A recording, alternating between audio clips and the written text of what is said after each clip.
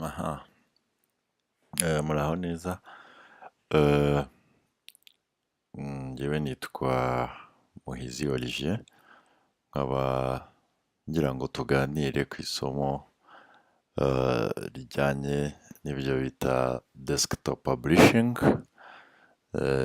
Ni isomo rijyanye no gukora ibintu byinshi bitandukanye, harimo utuntu utunyamakuru, harimo utunyamakuru, harimo utu invitation, harimo utu business cards. Inkuru ni urugero rwa business cards, nubwo bwose ari mockup ariko iruzuye. Ubwo hazazamo uburyo umuntu yaturitinga cyangwa se atunganya amafoto, hazazamo ibintu byo gukora utuntu tw'udufuraya nk'utu ngutu, hakazamo nanone ibintu byo gukora ibintu by'ibitabo. Nk'iyi ngiyi ni kataloge ya Manumetal, mwese murayibona. Iyi nayo ikozwe na sisiteme, niba nabyita sisiteme nk'iyi ngiyi, ari byo tugiye kurebera hamwe muri rusange. Bakaba babyita desktop publishing. Muri desktop publishing rero, nk'uko tumaze kubibona, bakoramo utuntu twinshi cyane, hazamo ibintu byinshi bitandukanye. Hagati aho ngaho turarebera hamwe icyo ari cyo, kubera iki tuyikoresha, kuki ariyo duhitamo, ariyo platform cyangwa se system duhitamo, uko uburyo bwo gutangaza inkuru cyangwa se amakuru cyangwa se ibintu by'ingenzi ushaka guha abantu muri rusange. Ni amakuru, ariko ntabwo ari amakuru nk'ayo yo kuri radiyo cyangwa se iki. Ashobora kuba ari igitabo, ari ubumenyi ushaka guha abantu, ashobora kuba wenda ari ibyo ukora ushaka gutangaza, cyangwa se ari nk'umuntu utabibashije ushaka kubikorera. Ibyo byose nibyo turi bureberemo hano, turi burebere hamwe, hanyuma turebere impamvu tugomba guhitamo desktop publishing. Nyuma y'ibyo turaza kureba icyo bita amabara, uburyo managinga amabara yawe, uburyo uyakoresha. Turaza kubona ko buriya amabara abamo sisiteme ebyiri zitandukanye, arizo dukoresha hano muri desktop publishing. Hanyuma nyuma yaho turaza kureba applications tuzakoresha, impamvu arizo tuzahitamo. Ngo tuzareba impamvu tuzahitamo Adobe, niyo tuzakoresha. Tuzareba impamvu arizo tugomba gukoresha muri rusange. Hanyuma ubwo ayo Adobe nayo arimo ibyiciro byinshi bitandukanye, nk'uko bigaragara hano hejuru hari icyo bita Adobe Family. Adobe Family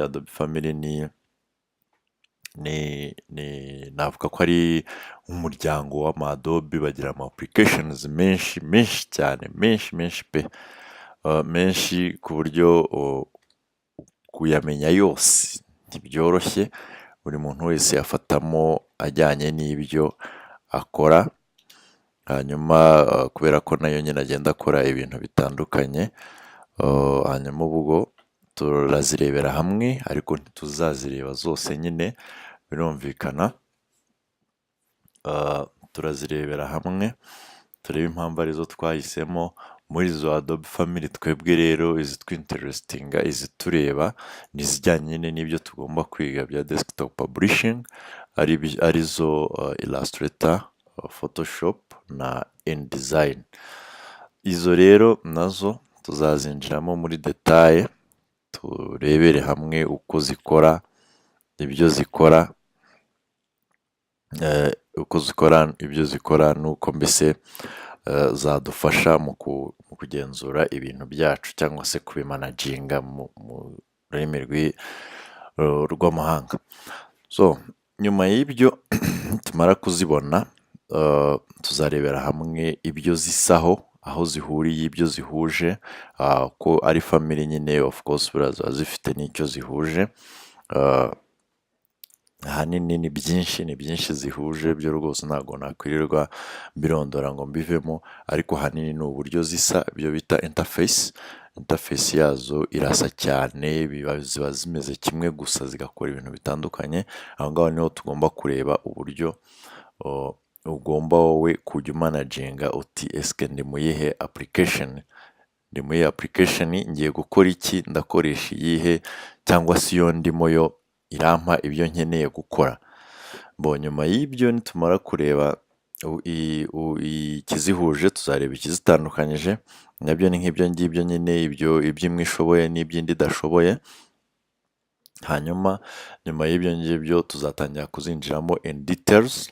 Tuzahera kuri Adobe Illustrator turebe interface yayo. Interface ni ukuntu isa, tool palette n'ubundi ni bya bindi byo muri interface, ariko noneho hano tools tuzazinjiramo ku murongo, tumanuke imwe imwe tujye mu control panels, tuzareba option panels, document tab, canvas area, ibyo bita pasteboard na artboard. Tuzarebera hamwe uburyo ushobora creating a document muri Adobe Illustrator. Tuzareba uburyo ushobora gusayizinga that document, uburyo ushobora kuyisavinga n'uburyo ushobora openinga once you have saved it. So nyuma y'ibyo tuzaba twinjiye mu kindi cyiciro cyo gushushanya, kuba noneho watangira gukora ibyo bita udushushanyo duto duto muri Illustrator. Hanyuma tuzajya mu buryo ushobora creatinga logo iri simple, yoroheje ariko nziza. Hanyuma nyuma y'ubwo tuzajya mu byo bita gukora noneho logo iri complex, ni ukuvuga ngo logo nyayo kabisa ureba ukavuga uti logo irakoze. Hagati aho nitumara kwinjira muri logo neza, ubwo tuzatangira icyo bita bubble brush. Bubble brush ni brush ikoreshwa ahanini mu gushushanya. Ntabwo tuzayinjiramo cyane, ariko tugomba kumenya uko ikora n'ibyo ikora, kubera ko twebwe aim yacu, icyo tugamije ntabwo ari ugushushanya, ahubwo ni ugukora amadocument meza ari asitaninga, asa neza, akeye. Hanyuma nyuma y'ibyo tuzareba icyo bita image trace muri Adobe Illustrator, turebe clip masking. Hanyuma turebe uburyo umuntu ashobora kurifayininga logo. Tuvuge niba umuntu agwaye logo iri muri JPEG cyangwa se ifite resolution mbi, ku buryo ushobora wowe kuyitunganya noneho ikagira resolution nziza kugira ngo uyapurayinge aho ushaka kuyikoresha.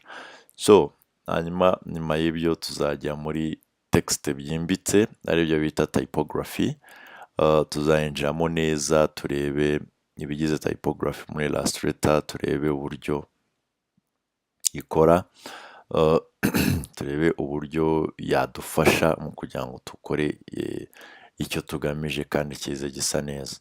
So nyuma y'ibyo tuzajya mu byo bita composition. Composition noneho ni uruvangavange rwa bya bintu uvangitiranya byose, hanyuma kugira ngo ubashe kuba wagira kuba wabona ikintu gisa neza. So nyuma yaho niturangiza Illustrator tuzakurikizaho Photoshop. Photoshop ni application iri aho izwi cyane cyane cyane cyane, ariko kuko ahanini ikora ibintu byinshi bitandukanye. Nayo ikora amalogo, nayo igira typography, nayo tuzareba interface, turebe bya bindi byose. Hanyuma tuzareba icyo bita selection, nicyo kintu cya mbere kigora muri Photoshop, icyo bita selection. Tuzareba icyo bita masking.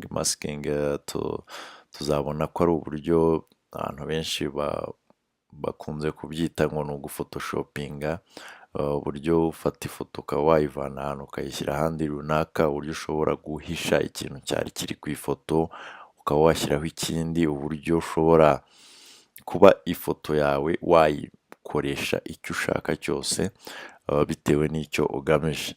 Hanyuma nyuma y'ibyo tuzajya mu byo bita image retouching. Image retouching hano turavuga mu gutunganya ifoto. Noneho ibi bikoreshwa ahanini muri photography. Iyo umuntu yafotoye nk'ifoto ariko akabona ntinoze neza nk'uko abishaka, icyo gihe ahita yiyambaza Photoshop agakora icyo bita retouch, akayiritacinga, akayitunganya, noneho ikaza sitaninga nk'uko yabishakaga.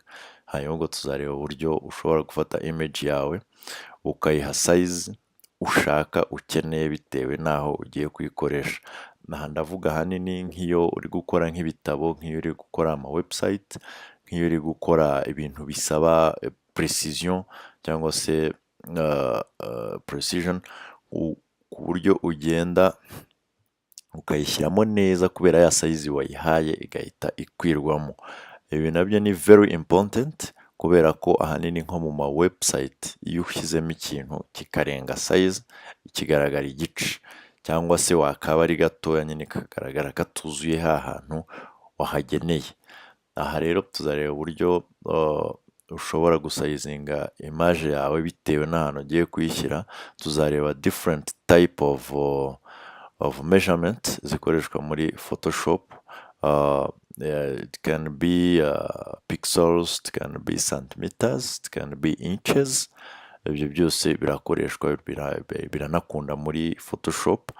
Hanyuma nyuma y'ibyo tuzareba ikintu bita pen tool. Pen tool nayo irakoreshwa cyane yaba muri Photoshop, yaba muri Illustrator, yaba muri InDesign. Pen tool ni tool ikomeye cyane ifite akamaro kanini cyane. Hanyuma tuzareba icyo bita brush tool, nayo ikoreshwa mu gushushanya. Ni ukuvuga ngo tumaze kubona uburyo bubiri application ebyiri zishobora kugufasha gushushanya. Ubwo wowe ubwawe niwe wihitiramo ukavuga uti ndashushanyisha iyi ngiyi, ariko ahanini bitewe n'ibintu ushaka gushushanya n'aho ushaka kubikoresha nibwo uhitamo application yawe, kuko zose zirabikora kandi zikabikora neza. So hanyuma ibyo nitubirangiza tuzareba icyo bita typography muri Photoshop, naho ubwo tuzareba uburyo utreatinga text yaho. Hanyuma nyuma y'ibyo tuzareba icyo bita composition. Ni bya bindi nyine by'uruvangitirane rw'ibintu, noneho ukavangavanga amashusho, ukavangavanga ibiki, noneho ugasanga ukoze image iri impeccable, imeze neza, umuntu areba akavuga ati wow, akagira ngo ni ifoto kandi ari ya ma Photoshop yacu, niko njya numva bayita, cyangwa se ari bwa bubasha n'ubuhanga ufite bwo gufata amashusho ukayavangavanga, warangiza ugashyiramo n'agatekisite kawe uko ubishaka, nuko hanyuma ibintu bikamera neza. Nyuma ya Photoshop tuzareba ikintu bita InDesign. InDesign of course tuzareba interface, tool palette, option palettes, panel, ni bya bindi n'ubundi. Hanyuma tuzarebayo ikintu cya mbere ikora, ikintu cya mbere navuga ko ikizeho ni ugukora ama document manini. Nubwo ufite ama pages menshi, ushobora gukora document ifite page 1000, ushobora gukora document ifite page 2000, 500, 100, biterwa n'uko ingana nyine. Niyo specialite yayo, ni ukuvuga ni nayo tuzarebera, ni nayo nitumara kuyibona tuzasanga ko ariyo ikora ibintu bita ibitabo. So hanyuma rero nyuma yo kureba ibi byose tuzajya muri style, mu byo bita styles. Styles ni uburyo ukoresha nyine amatekisite yo muri InDesign, ubwo twageze muri typography yayo. Uburyo ukoresha styles, special characters, uburyo managinga master pages, uburyo ushobora gucreatinga a TOC. TOC stand for table of contents. Hanyuma tuzareba uburyo nayo ishobora gukoramo composition. Hanyuma tuzareba uburyo ushobora kunambaringa your pages, uburyo ushobora kuziha imibare myiza inoze uko uyishaka, uko ubyumva kandi itandukanye niyo n'ibindi bintu dusanzwe tubona byakorewe nko muri Word za publisher n'iki. Hanyuma tuzareba uburyo noneho ushobora gukora igitabo. Noneho igitabo cyo kiba ari amadocument menshi avangava ari kumwe. Ni ukuvuga ngo wowe ufite wenda nka document ya pages 200, ukaba ufite n'indi document ya pages 100, ukaba ufite n'indi ya pages 400, gutyo gutyo, hanyuma ukaza kuzikombininga just to create a book, kugira ngo once you need to edit them bizajya bikorohera utiriwe ujya wirukanka mu ntuza muri the whole document ya tuvuge ya page 2500, ukuntu zigabagabanyamo, imwe ikaba igenda wenda ifite 500, 500, 500, 500, wenda ushobora kuzipanga by chapters cyangwa se by numbers, simbizi uko byo wabishaka ariko birakorohera igihe ugiye kuzeditinga. So hanyuma nitumara kubona uburyo creatinga book, tuzareba uburyo uyimanaginga, noneho aribyo bya bindi navugaga, uburyo ushobora kuvuga uti reka ndebe chapter 1 kugeza kuri 5 bikorere document yabyo, chapter 2, chapter 5, chapter 6 kugeza kuri 10 nabyayo, chapter 11 kugeza kuri 15 nabyo mbikorere ntuzayo, gutyo gutyo. So hanyuma ubwo niturangiza kurebera hamwe uburyo ushobora kumanaginga this book, hanyuma tuzareba uburyo ushobora ku-exportinga, tuzareba uburyo ushobora ikintu bita interactivity ni ukuvuga ni ukora document ariko noneho atari iyo guprintinga, ariyo koherereza umuntu wenda swat as kuri iPad, kuri iPhone cyangwa se kuri mobile iyo ariyo yose, ku buryo ushobora gukora document noneho kugira ngo ujye kuyiprintinga cyangwa se ugire gute ukayicreatinga ukayiha links, za links ku buryo ziba operational muri telefone cyangwa se muri tablet iyo ariyo yose. Ibyo tuzabireba nabyo, nibyo bita interactivity. Hanyuma ibyo nitubirangiza byose, ubwo ni ukuvuga ama application tuba tumaze kuyirukankamo tuyarangije, hanyuma noneho tugaruka inyuma in the way you can prepare your document kugira ngo wenda uyohereza ahantu cyangwa se uyijyanye muri press kuyiprintinga. Ni ukuvuga ngo ni uburyo managingamo ya mashusho wakoresheje, za font wakoresheje, font mu gifaransa bazita caractère, za font wakoresheje, za images na za links zindi zigiye zirimo. It can be a chat ni ukuvuga wenda ni igishushanyo, sinzi niba chat byumvikana ariko it can be a chat, it can be a table, it can be, ubu ndi kuvuga ama link, it can be image. Ubwo ni ukuvuga ngo tuzareba uburyo ushobora kubimanaginga kugira ngo niba ubyohereje ahantu bitagerayo bagiye guprintinga bikabura. Iyo bigezeyo bikabura biba ikibazo gikomeye, kuko ubwo nyine ntabwo ibintu uko wabipanze, uko wabiteganyije ntabwo ariko bisohoka. Hanyuma nitumara kubona uburyo ushobora gupreparinga iyo document, tuzareba uburyo ushobora kuyi-exportinga, uburyo ushobora gukora PDF, uburyo ushobora gukora WFV documents, there is a mistake here, I'm sorry. Hanyuma uburyo ushobora gucreatinga none interactive yandi yo kusharinga on website. So now ibyo nitubivamo tuzareba noneho aho ugiye kohereza ni hehe, barayiprintinga gute, ese irajya muri za mashini zimwe zitari digital. Iyi niba iri bujye muri za mashini zitari digital bizagusaba kubanza ukayikorera icyo bita color separation. Color separation nayo tuzayireba ni uburyo utegura document yawe kugira ngo uburi sure neza ko nigera ahantu iri buhagere nta kibazo na kimwe ifite. Hanyuma ibyo nitumara kubibona tuzajya mu cyo bita sending a document, uburyo ushobora creating a folder, uburyo ushobora kuyizipinga, uburyo ugomba kuyatacinga and send it to the destination. So hanyuma ubwo ngubwo nyuma yaho tuzareba icyo bita platform, guhitamo platform, and just to know your client means umuntu uzabiha cyangwa se aho uzabishyira ni hehe, kugira ngo umenye uko ubikora n'icyo ukoresha. So mu kanya turaje noneho twinjiramo in deep, turaza tubirebera hamwe noneho.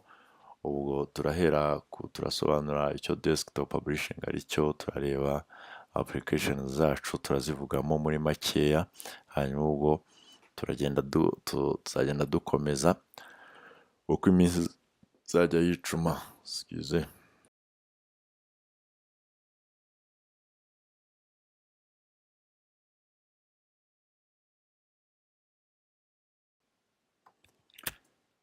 Okay, reka dukomeze rero noneho turebere hamwe icyo desktop publishing ari cyo. Desktop publishing ubundi it is as a definition, it is the creation of documents using page layout skills on a personal computer primarily for prints. Ni ukuvuga ngo ni creating a document ukoresheje page layouts ni kwa kundi ugenda uvangavanga typography, images n'amashapes kugira ngo urebe ukuntu wagira akantu gasa neza. Hanyuma desktop publishing software can generate layouts and produce typographic quality text and image comparable to traditional typography and printing. What is typography? Typography nakomeje kuyivuga ariko bishoboka kuba wenda ko hari abatayumva neza, ariko typography is the art and technique of arranging type to make written language legible, readable and appealing when displayed. Ni ukuvuga ngo ni uruvangavanga, ni tekinike cyangwa se ni art yo kuvangavanga cyangwa se ko arranginga nyine. Type ni text, just kugira ngo ibintu byanditse birusheho gusa neza, gusomeka no kugaragara neza igihe ubyeretse umuntu.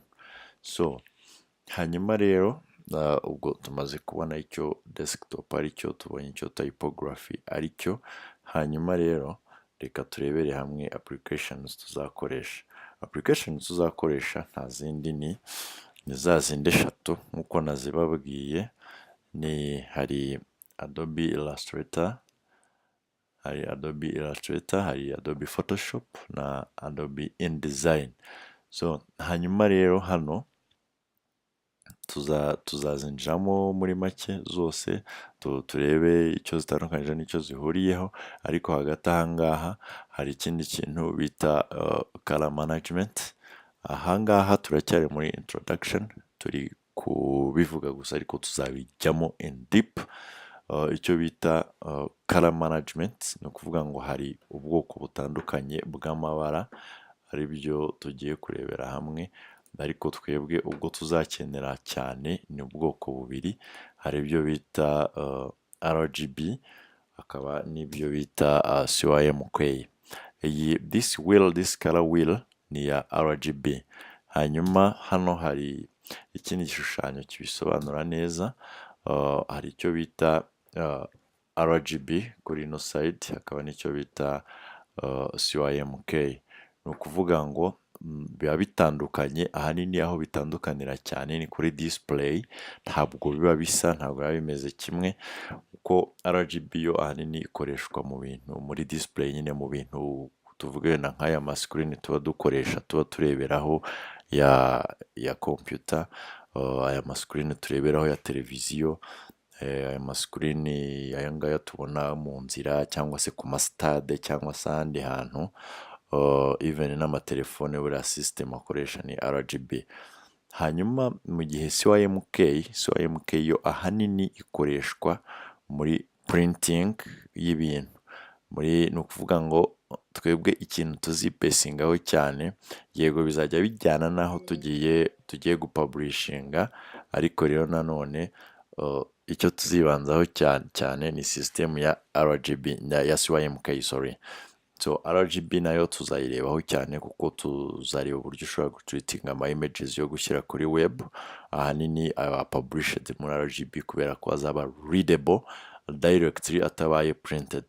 Hanyuma igihe uri gutunganya document zaba printed, nicyo cyagiye ukoresha ya system ya CMYK. Nitumara kwinjira muri application mo imbere, tuzareba uburyo ushobora kubicustomizinga application ushobora gusanga by default iri muri RGB, ariko tuzareba uburyo wowe ushobora gushyira muri system ushaka bitewe n'icyo ugiye gukora. Ushobora gushyira muri SYMK cyangwa se muri RGB. Hanyuma ibyo byose ni ibijyanye n'amabara. Nitumara kubibona tuzareba icyo bita color separation. Color separation ahanini application y'Adobe agira system bita color separation. Urugero nk'ubu ngubu nko muri InDesign igira ikintu bita separation preview. Separation preview ni ukuvuga ngo igihe uri gukora za color separation zawe ugira preview kugira ngo urebe koko niba ibyo uri gukora bizaza bisa uko ubishaka. Ibyo nabyo tuzabireba imbere muri applications yose ushobora gukoreramo color separation yose birashoboka. So hanyuma rero application zacu ibi ndumva ntari bigarukeho. Application tugomba guhitamo twahisemo twebwe Adobe. Impamvu twayahisemo si ukuvuga ko ariyo yonyine ahari. Hari applications nyinshi cyane zishobora gukora icyo bita desktop publishing. Twavugamo za Word, za Publisher, za Quark Express, za Corel Draw. Izo zose na application zihari zishobora kuba zagufasha mu gukora desktop publishing yawe, ariko twebwe izo tuzahitamo, izo tuzakoresha ni Adobe akaba ari application nyinshi mbese it's a company creating ama application ya developing just for designers. Hanyuma ubwo ngubwo twebwe impamvu arizo twahisemo ndaza kuyibasobanurira. Ahanini nuko ariyo iri advanced kurusha ziriya zindi zose. Hari izo zigenda ziyingayinga nka za Corel Draw iragerageza cyane. Hari izo bita za Xarax nazo ziragerageza.